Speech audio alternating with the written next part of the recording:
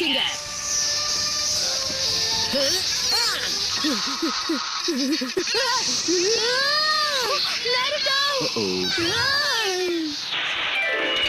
இது ஒரு புத்தகம்.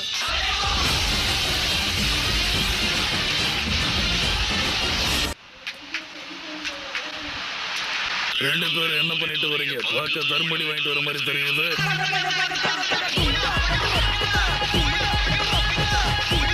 உங்களுக்கு அடுத்த வேலையை கொடுக்குறேன். நாளையில வந்து டால்சனாவை நீங்க 2 பேர் தான் பாதுகாக்க போறீங்க. நீ உண்மையாவே கிறுக்கன்தான்.